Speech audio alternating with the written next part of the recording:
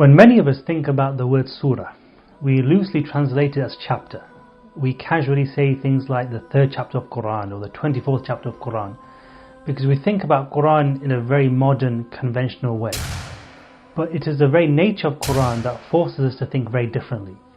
For example, many of the scholars of tafsir state that the word surah derives from the word surh, which refers to a wall, especially the walls to a city. And this is significant because in medieval times, major cities would often be surrounded by walls, and as within these walls there would be all the activities of a city. There would be marketplaces, there would be schools, there would be places of entertainment, there would be all those different activities that human beings naturally require. This gives us great insight into the nature of a surah. A surah is likened to a city. It has a range of activities, a range of themes, different points of focus, and we notice this in Surah Al-Ma'idah. It is the surah that speaks about the permissible and prohibited in terms of food items. It speaks about wudu and tayammum. It speaks about the murder that took place between the 2 sons of Adam alayhi salam. It speaks about the incorrect beliefs of Ahlul Kitab. It speaks about the punishment for certain crimes.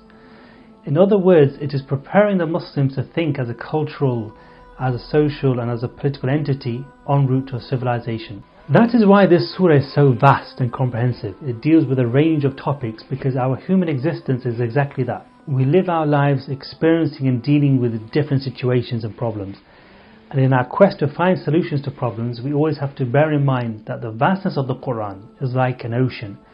And it is within this ocean we are able to live our lives according to the guidance set by Allah Azza wa Jal.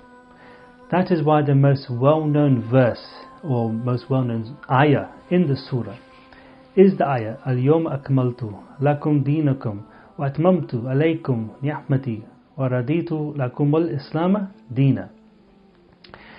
Today I have perfected for you your religion, and I have completed upon you my favour, and I have approved for you Islam as a deen. And it's during this month of Ramadan we need to always remind ourselves that this deen that we have is a ni'mah from our Lord, and what an incredible gift that really is. And so it would be an incredible disservice if we didn't understand this. This deen that we have, that was revealed in this month, that we are currently witnessing, has received the rubber stamp of divine approval. Unfortunately, many of us today are duped into thinking that this deen is somehow incompatible, backward, outdated. And that is the biggest myth of our times. The secularization of this world has resulted in such thinking, and that's why we need to continually remind ourselves of this ayah. جزاكم الله خيرا. السلام عليكم ورحمة الله. أشهد أن لا إله إلا الله